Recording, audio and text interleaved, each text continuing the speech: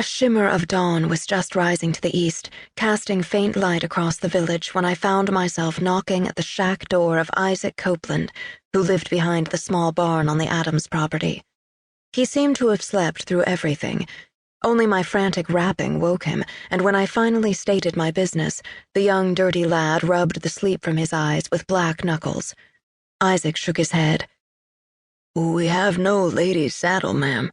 The missus always rides in the chaise." "It is of little import to me so long as you have a saddle of some kind and a horse to go beneath it." He glanced at me briefly, then went to the barn, which had but 3 walls and a sorry thatched excuse for a roof, and brought out a sweet little mare to greet me. She came right up to me and pressed her forehead against my side. I took consolation in her warm breath and soft muzzle. Isaac offered his dirty hands to my grimy boot, and up I went, sitting astraddle, just like a man. Isaac then handed me a tattered blanket, which I placed across my lap. It was the first time I had ever sat in that fashion, but I was heedless of any discomfort. The dawn grew brighter on my right flank as Isaac and I made our way up the coast road toward Boston. With the rising light, my strength rallied and my fear calmed. Many were awake and running about Milton when we arrived in that town. It was Sabbath morning, but there would be no Sabbath that day. Not even the most fervent pastors could draw the people off their hills as the pummeling of Charlestown by British cannons continued, accompanied by a thunderous din and choking black smoke. People stared rudely as I passed through the center of town. A woman upon a man's saddle had never been seen in those parts before. Despite the blanket, my legs were exposed from my knees to the tops of my boots. I hardly cared. It seemed a trifle given the burning of Charlestown. The closer we came to Cambridge, my birthplace, the more fearful I grew. Isaac looked drawn and jittery but said nothing. At Roxbury we came across a camp of ragtag militia. A band of boys with bayonets, giving themselves the airs of soldiers, was stopping all those headed west toward Cambridge. Across the street stood a large and bustling tavern. Isaac said he wished to water and rest Mr. Adams's little mare, and I longed for a dish of tea and a biscuit. I took my refreshment, and when I exited the tavern, a young soldier approached me. "They say the fighting intensifies at Charlestown." "My husband is there with Colonel Prescott," I answered simply, and moved across the street, where Isaac and his charge waited. The boy let me pass, but at the last moment called after me.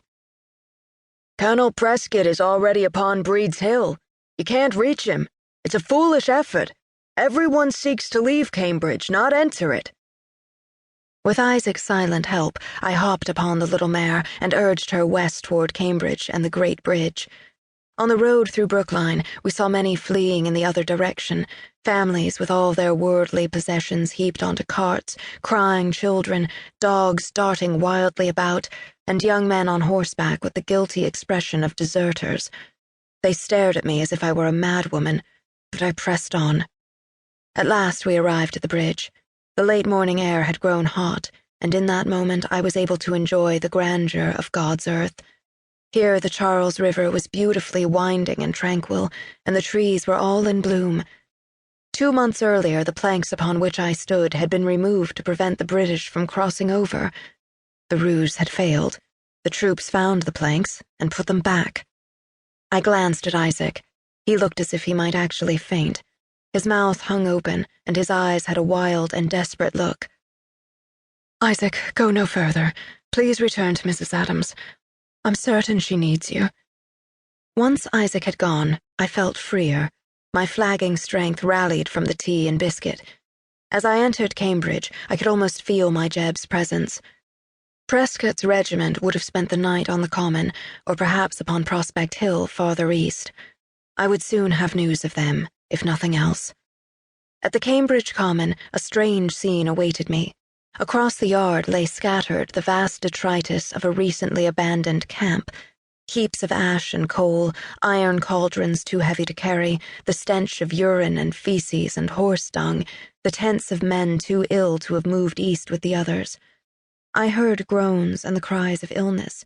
I shrank before it all, everything made worse by the unnatural summer heat.